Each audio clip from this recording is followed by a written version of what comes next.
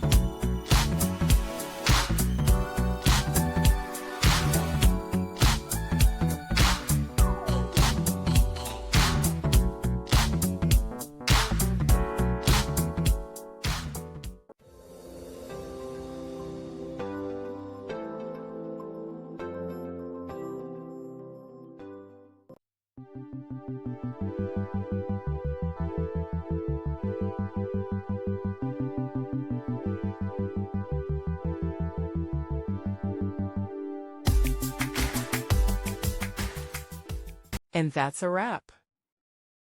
I hope you found the answer you were looking for. If you did, take a second to hit that subscribe button. It really helps out. And let me know in the comments which solution worked best for you. See you next time in the debug zone.